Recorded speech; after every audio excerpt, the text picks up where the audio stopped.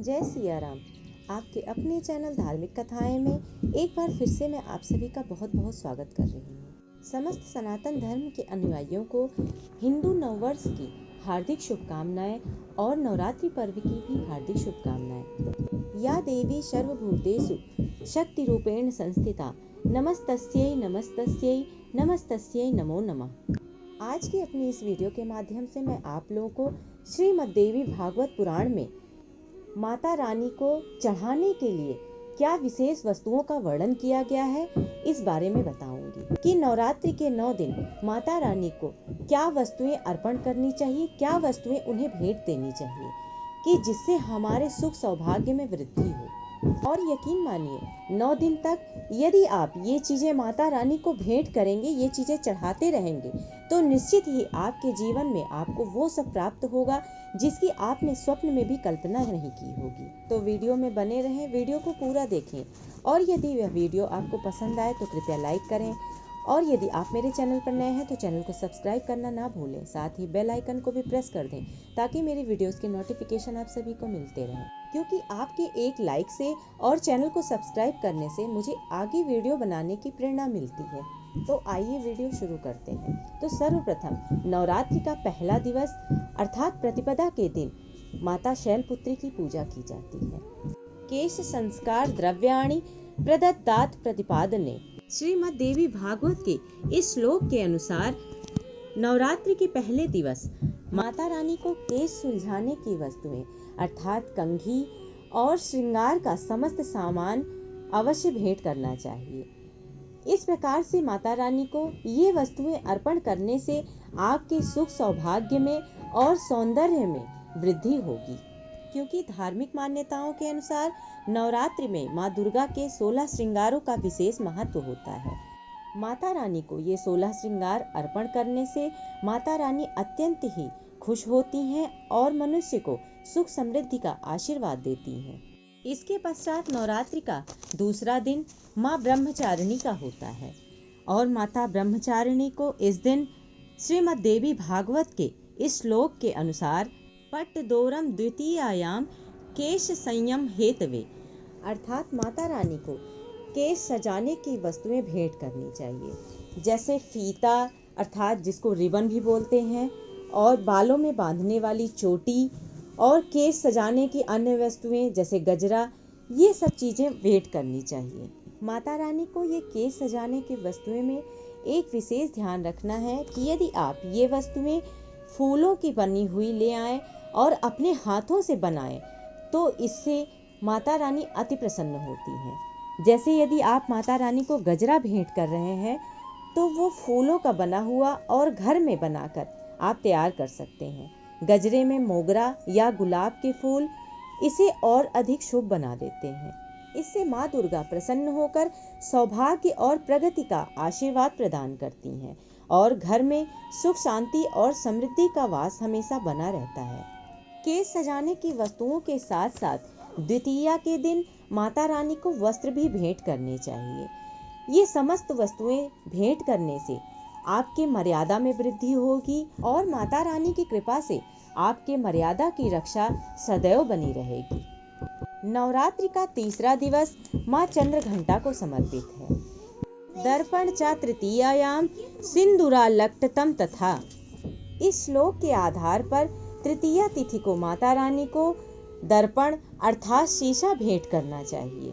इसके साथ साथ तृतीया तिथि को माता रानी को सिंदूर, आलता ये वस्तुएं भी अर्पण करनी चाहिए। इन वस्तुओं को अर्पण करने से माता रानी कांति और सौभाग्य में वृद्धि करती हैं। और यदि आप किसी रोग से पीड़ित हैं, बहुत समय से आप किसी बीमारी से ग्रसित हैं, तो इस दिन माता रानी को ये वस्तुएं अर्पण करने से आपके समस्त रोगों का नाश अवश्य ही होगा। इसके पश्चात चतुर्थी तिथि माँ कूष्मांडा को समर्पित है। चतुर्थ्यायाम तु तिलकम नेत्र मंडनम इस श्लोक के आधार पर इस दिन माता रानी को तिलक लगाने की वस्तुएं जैसे मलयागिरी चंदन, रक्त चंदन, हल्दी, कुमकुम इत्यादि माता रानी को भेंट करना चाहिए।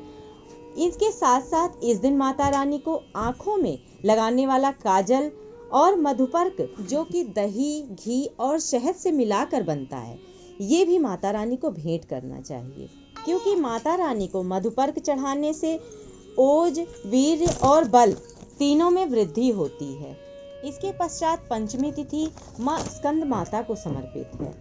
पंचम्याम अंग राजम चा, इस श्लोक के आधार पर पंचमी तिथि को माता रानी के चेहरे और उनके शरीर को रंगने वाली वस्तुएं अर्थात उबटन या किसी प्रकार का कोई पदार्थ जैसे फाउंडेशन इत्यादि अर्पण करने चाहिए और माता रानी को सुगंधित चीजें जैसे इत्र आदि का भी अर्पण करना चाहिए।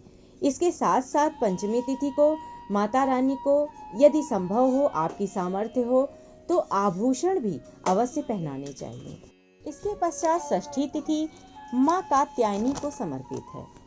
षष्ठ्यायाम बिल्वतरो बोधम सायं सन्यानुपारयेत्, इस श्लोक के आधार पर षष्ठी तिथि को माता रानी को किसी भी बिल्व वृक्ष के नीचे बुलाना है, उनका आवाहन करना है। कोई भी बिल्व का वृक्ष जो आसपास हो आपके, वहां पर जाकर उस बिल्व वृक्ष की पूजा करनी है, वहां दीपक जलाना है और माता रानी का आवाहन करना है और उस बिल्व वृक्ष को ही माता रानी का स्वरूप मानकर उसे प्रणाम कर उनसे अपने जो भी मनोरथ हो, जो भी आपकी मनोकामनाएं हो, वह कहें। इस प्रकार से बिल्व वृक्ष का पूजन करने से मनुष्य की समस्त मनोकामनाएं माँ कात्यायनी अवश्य ही पूर्ण करती हैं।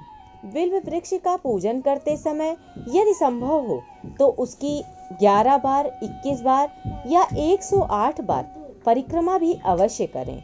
इसके पश्चात सप्तमी तिथि माँ कालरात्रि को समर्पित है। सप्तमाम प्रातरानीये गृह मध्य प्रपूज्यते, इस श्लोक के आधार पर सप्तमी तिथि को प्रातः काल स्नान आदि नित्य क्रिया कर्म करने के पश्चात माता रानी का आवाहन कर उनकी पूजा करें।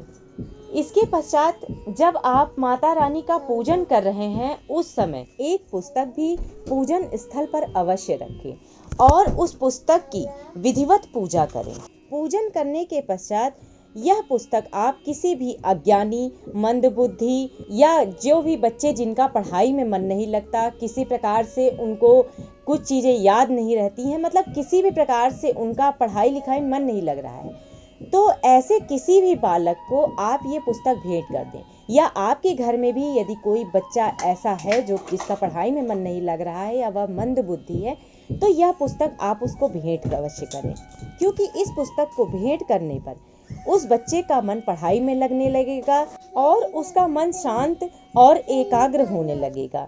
और यदि यह पुस्तक आप किसी को भेंट नहीं करना चाहते तो यह पुस्तक आप अपने घर में भी रख सकते हैं। आप पूजा स्थल पर इस पुस्तक को रख लें। इस पुस्तक को रखने से माता सरस्वती का वास आपके घर में अवश्य ही हो जाएगा। इसके पश्चात अष्टमी तिथि माँ महागौरी को समर्पित है। कुपोषणम अथाम अष्टम्याम, इस श्लोक के आधार पर अष्टमी तिथि को माता रानी का अपनी सामर्थ्य के अनुसार पूजन करें और इसी दिन संधि पूजा भी होती है।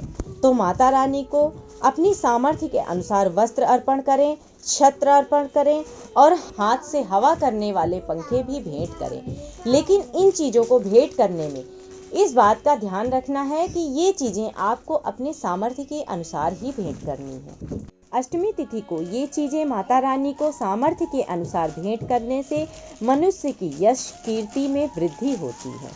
इसके पश्चात नौमी तिथि माँ सिद्धिदात्री को समर्पित है।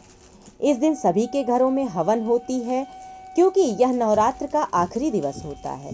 तो इस दिन समस्त पूजन समाप्त करने के पश्चात और हवन इत्यादि करने के पश्चात एक नारियल या सफ़ेद कद्दू अवश्य चढ़ाना चाहिए।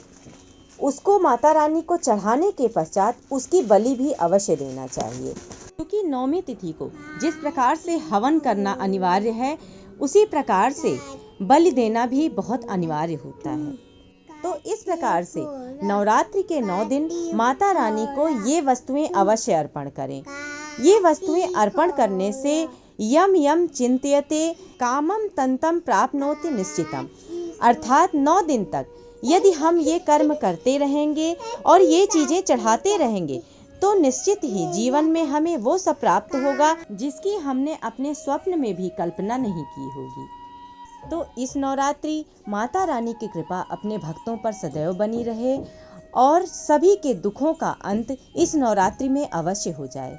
इस कामना के साथ आज की अपनी इस वीडियो को मैं यहीं समाप्त कर रही हूँ। आशा करती हूँ आप लोगों को यह वीडियो अवश्य ही पसंद आई होगी। यदि वीडियो पसंद आई हो तो कृपया लाइक करें और यदि आप मेरे चैनल पर नए हैं तो चैनल को सब्सक्राइब करें, साथ ही बेल आइकन को भी प्रेस कर दें ताकि मेरी वीडियोस के नोटिफिकेशन आप सभी को मिलते रहें। और कमेंट बॉक्स में माता रानी का नाम भी अवश्य लें। धन्यवाद।